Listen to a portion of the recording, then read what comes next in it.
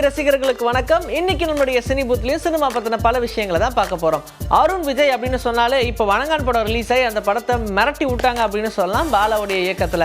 So நம்ம எல்லாருக்கும் தெரிஞ்ச மாதிரியான ஒரு கதைக்களம் தான் இந்த திரைப்படம். இருந்தாலும் அந்த ஹார்ட் டச்சிங்கான ஒரு சீன்லாம் பார்க்கும்போது தான் இப்போ மனசெல்லாம் கலங்கிருச்சு அப்படின்ற மாதிரி தான் இருக்குது.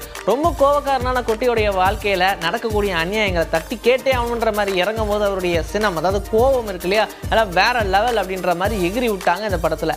ஆனால் இந்த படத்தில் சூர்யா நடிச்சிருந்தார் கூட இப்படி இருக்காதுப்பா, அந்த அளவுக்கு அருண் விஜய் அவருடைய பெஸ்ட்டை கொடுத்துருக்காங்க அப்படின்ற மாதிரி தான் சொன்னாங்க. இந்த படம் வெற்றியானதுக்கு அப்புறமா கண்டிப்பாக பாலாவை பற்றி எதுவும் பேசலாம் எப்படி அப்படின்னு சொல்லி இயக்குனர் பாலாவை பற்றி அவர் புகழ்ந்து தள்ளியிருந்தார். அந்த மேட்டரை சேர்த்து இப்போ அடுத்தடுத்து என்ன பண்ண போகிறாங்க அப்படின்ற மாதிரி ஒரு சில விஷயங்கள் கிடச்சிருக்கு. ஏன்னா முன்னாடியே சொல்லியிருந்தார் பாலாவை பற்றி, என்னை வந்து கோட்டியாக இங்கே சித்தரிச்சதுக்கு ரொம்ப நன்றி, இந்த மாதிரியான ஒரு கதாபாத்திரம் கொடுத்ததுனால தான் என்னால் அப்படி வாழ முடிஞ்சுது, நான் ரொம்பவே உங்களுக்கு கடமைப்பட்டிருக்கேன், என் வாழ்நாளில் ரொம்ப முக்கியமான ஒரு படம் அப்படின்ற மாதிரிலாம் சொல்லி ஒரே புகழாரம் சுட்டி தள்ளிட்டார்.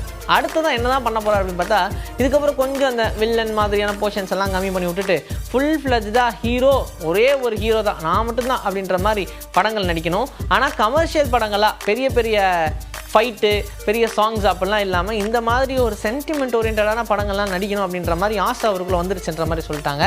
சரி, அப்படி தான் முன்னாடி நடிக்கணும்னு ட்ரை பண்ணாங்க. அப்புறம் இடையில கமர்ஷியல் இறங்கி ஒரு சில படங்கள் ஹிட்டும் ஆச்சு. ஆனால் இப்போ இந்த படத்தில் நடித்ததுக்கப்புறமா ஃபுல் ஃப்ளெஜ்டாக நான் இதுலேயே இறங்கலான் இருக்கேன் அப்படின்ற மாதிரி சொல்லிட்டாங்க. ஆனாலும் அவருடைய ஃபிசிக் ஏற்ற மாதிரி ஒரு சூப்பரான ஸ்டோரி, இந்த காப் ஸ்டோரிலாம் இல்லாமல் நல்ல ஒரு இன்வெஸ்டிகேஷன் ஸ்டோரிலாம் கிடச்சதுன்னா நல்லா இருக்குமே அப்படின்ற மாதிரி தான் சொல்லி வெயிட் பண்ணிட்டு இருக்காங்க. நரி நரி நடுமா முராரி அப்படின்ற படம் 1990 பாலகிருஷ்ணாவுடைய நடிப்பில் ரிலீஸ் ஆன திரைப்படம். பாலையாவுடைய நடிப்பில் இந்த படம் அப்போ வரும்போது அவருடைய கெரியரையே மாற்றி புரட்டி போட்ட ஒரு படம். இந்த படம் இல்லை அப்படின்னா அவருடைய லைஃப் ஒரு கேள்விக்குறி தான் அப்படின்ற மாதிரி ஒரு பெரிய பிளாஸ்டிங்கான ஹிட் கொடுத்த திரைப்படமாக பார்க்கப்படுது.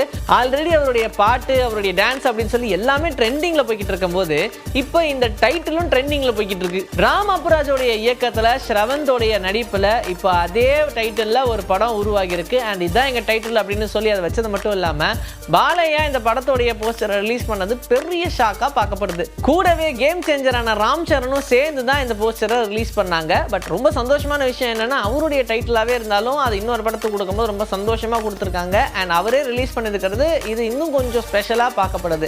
அண்ட் பாலையா எப்போவுமே அவர் ட்ரெண்டு தாயா அப்படின்ற மாதிரி இருக்கும். அதனால் இந்த படம் நம்ம ஆல்ரெடி எங்கேயுமே போதில் ஸ்ரவந்தை பார்த்துருப்போம். தமிழ் மட்டும் இல்லாமல் இப்போ அடுத்தபடியாக தெலுங்குலேயே ரொம்ப பிஸியாக நடிச்சிட்டு இருக்கக்கூடிய ஒரு நடிகராக பார்க்குறோம். ஸோ அதனால் தெலுங்குலேயே நிறைய படம் பண்ணுவாங்க. அதில் இந்த திரைப்படமும் அவருடைய கெரியரில் ஒரு முக்கியமான படமாக இருக்கும் அப்படின்ற மாதிரி தான் பாலையாவுடைய ஃபேன்ஸுமே அவரை வாழ்த்திட்டு இருக்காங்க. ரீசெண்டாக விஷாலுடைய வீடியோ வைரல் ஆச்சு அப்படின்னா அதுக்கு காரணம் அவர் திடீர்னு இந்த மதகஜராஜா படத்தோடைய ப்ரீ ரிலீஸ் ஈவெண்ட்டுக்கு வரும்போது வைரல் ஃபீவரோடு வந்ததுனால அவருக்கு கை நடுங்கினது, மைக் அவரால் சரியாக பிடிக்காம போனது, அண்ட் இப்போ வாயெல்லாம் ஸ்லிப் ஆனதெல்லாம் பார்த்ததுக்கப்புறம் செம்மையாக வந்து ஹார்ட் பிரேக் ஆகிடுச்சு அவருடைய ரசிகர்களுக்கு. என்னதான் பாச்சு விஷாலுக்கு, என்னதான் பாச்சு விஷாலுக்கு அப்படின்னு சொல்லி ஒவ்வொரு பக்கம் வெடின்னு வெடிச்சிருச்சு. ஆனால் அது எல்லாத்துக்கும் அப்புறமா நான் ஒன்றும் பிரச்சனை இல்லைங்க, நல்லா தான் இருக்கேன் அப்படின்னு சொல்லி அவர் மறுபடியும் எல்லாரையும் மீட் பண்ணதுக்கப்புறமா திரும்பலாம் ட்ரெண்ட் ஆக விட மாட்டேன் அப்படின்னு சொல்லி என்ன நினச்சோ அதை அப்படியே சொல்லி அதை கிளாரிஃபைம் பண்ணிட்டாங்க. சரி, அடுத்ததான் என்ன தான் பண்ண போகிறீங்க? ஏன்னா மதகஜராஜா படம் இவ்வளோ வருஷம் கழிச்சு ரிலீஸ் ஆனாலும் படம் செம சக்ஸஸ். இதே மாதிரியான சக்ஸஸ் தொடரணும் அப்படின்னா அடுத்து என்னங்க பிளான் அப்படின்னு கேட்டால் துப்பறிவாளன் 2. ஸோ இந்த படத்தில் கண்டிப்பாக ஒரு முக்கியமான விஷயத்தை பண்ணியே ஆகணும் அப்படின்னு சொல்லி ஆல்ரெடி துப்பறிவாளன் 1 ஹிட்டாக இருந்தாலும் அதை விட அடுத்த கட்டத்துக்கு போகிற மாதிரி ஏதோ ஒன்று இந்த துப்பறிவாளன் 2ல் பண்ணும் அப்படின்ற மாதிரி அதுக்கு ரெடியாக காத்திருக்காங்க. இது இல்லாமல் அஜய் ஞானமுத்தோடைய இயக்கத்தில் ஒரு படம் பண்ண போகிறதான் சொன்னாங்க. ஏன்னா விஷாலுடைய நடிப்பில் இப்போ ரீசெண்டாக ரிலீஸ் ஆகி வெற்றி பெற்ற ஒரு திரைப்படம் அப்படின்னா அது மார்க் ஆண்டனி. இதே மாதிரியான ஒரு படமாக இதே மாதிரி ஒரு கதைக்களத்தில் ரொம்ப கிரேசியான ஸ்டோரியாக இருந்துச்சு அப்படின்னா செமையாக இருக்கும் அப்படின்னு கேட்டால் அதுக்கால அதே ஞானமுத்து தாங்க அப்படின்னு சொல்கிற மாதிரி அவருடைய இயக்கத்தில் இப்போ ஒரு படம் பண்ண போகிறதாகவும் சொல்லியிருக்காங்க.